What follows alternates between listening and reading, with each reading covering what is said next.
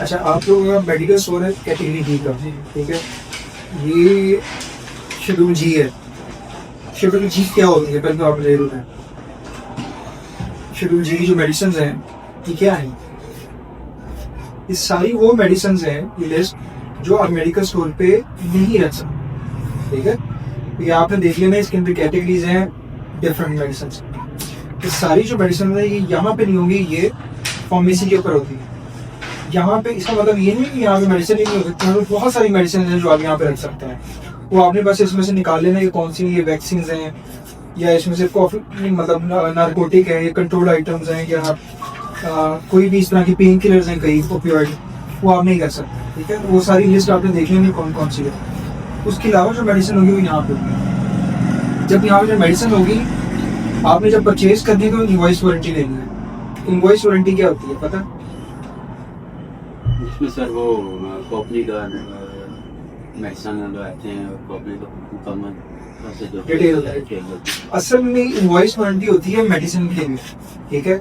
ये एक मेडिसिन है, एक बंदे ने आपको ये दी, आपने इसको रिसीव करने से पहले इसको कहना है कि मुझे इनवॉइस वारंटी दो। वो एक कागज होता है, कागज पर लिखा होता है कि मैं फलां बंदा इस कंपनी का वारंटर हूँ, मैं ये वारंटी करता हूँ कि ये मेडिसिन जो है किसी भी तरह से गैर कानूनी नहीं है, ये कानून की खिलाफवर्जी नहीं करी। वो कानून जो ड्रग एक्ट है, ये ड्रग एक्ट है हमारा। इसमें क्या होता है कि जब आपकी सबमिट करेंगे, वो अगर जाली भी निकल आती है ना और आप वारंटी है, तो आप जिम्मेदार नहीं, वो बंदा जिम्मेदार इसने दी है।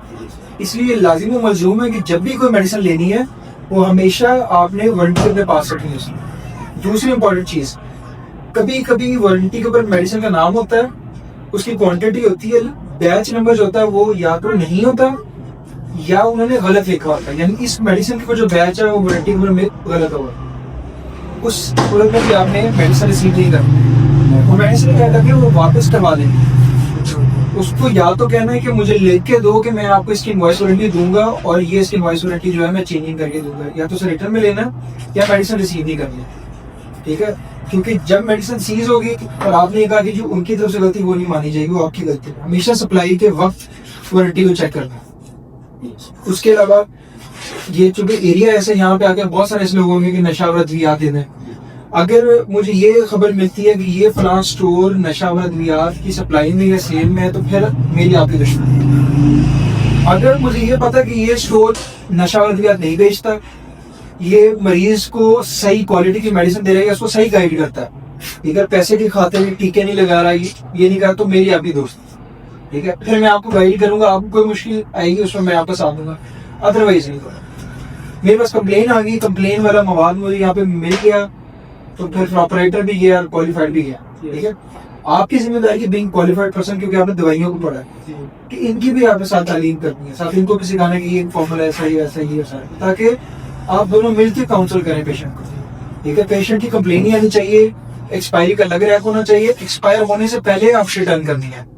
कानून में ये शिक ही नहीं है कि एक्सपायर मेडिसिन पड़ी हो, हमेशा ये है कि एक्सपायर होने से पहले आपने इंटीमेट करना है डिस्ट्रीब्यूटर को कि ये भाई अपनी उठा लो मेडिसिन। कितने वो आपको डिस्ट्रीब्यूटर जो वारंटी देगा ना, उस पे या उसकी अलग जो आप होगा उस पे एक ना पॉलिसी लिखी होगी इसकी कि ये 3 महीने पहले 6 महीने पहले हमें रिटर्न ले लें। अगर वो पॉलिसी की फॉलो नहीं करता, वायलेट करता है, आपने मुझे बताना, ठीक है।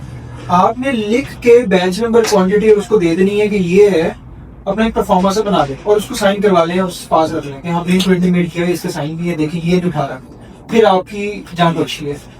अगर वो एक्सपायरी मिल गई तो फिर आपके कसूरवार है, वो एक्सपायरी नहीं होनी चाहिए। एक्सपायरी अगर नहीं उठाता तो हम उसको पकड़ लेंगे, लेकिन अगर आप हमारी मदद नहीं करेंगे और कहेंगे वो पड़ी रहेगी और उसने नहीं उठाई, तो फिर ये आपकी ना ही हो।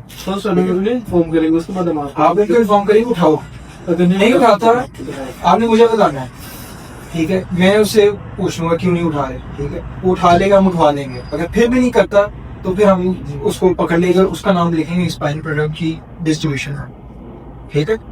दूसरा, आपके पास अपना इंस्पेक्शन रजिस्टर पड़ा है, कोई भी टीम है उस पर इंस्पेक्शन भी वाले नहीं है, टेम्परेचर वाले मेंटेन करना, ये नहीं है इंस्पेक्शन के टाइम पे ऐसे ही चल रहा, बाद में ऐसे ना चले, ठीक है। ये थोड़ा सा चीजें हैं वो आपने ख्याल रखना है, और बाकी अपनी ये डॉक्यूमेंट अपनी फाइल में लगा के रखें, कभी भी मैं आऊँगा इसको चेक करूँ, ठीक है। तो कंप्लेन नहीं आना चाहिए।